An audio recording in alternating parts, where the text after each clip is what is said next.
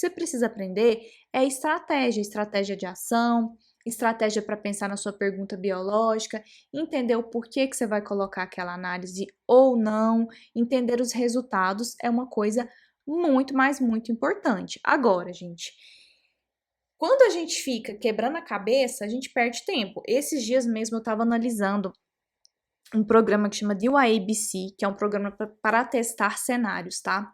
E os dados eram dados de SNPs.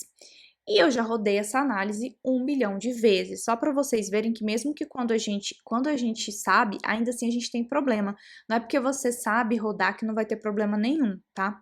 Olha, eu demorei um mês, exatamente ontem, anteontem, eu descobri o problema. Eu não estava conseguindo rodar o arquivo de entrada. E eu olhava e eu falava, gente, mas o que tá acontecendo aqui? Por que que não tá rodando isso, sabe? Com prazos para entregar, porque quando a gente faz parceria, eu sempre gosto de honrar muito com as datas que eu coloco, né, com outros pesquisadores.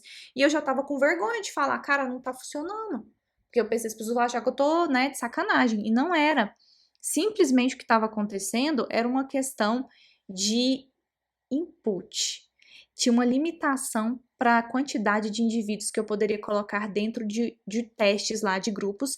Eu não sabia que tinha uma limitação no programa para esse número de indivíduos e não rodava por causa disso. Gente, ajuste de parafuso e eu perdi um mês e provavelmente vai ficar mais um mês rodando, porque tem algumas análises que demoram meses. Então pensa, quando você não sabe o parafuso certo apertar, quando você não sabe o caminho correto, quanto tempo você perde?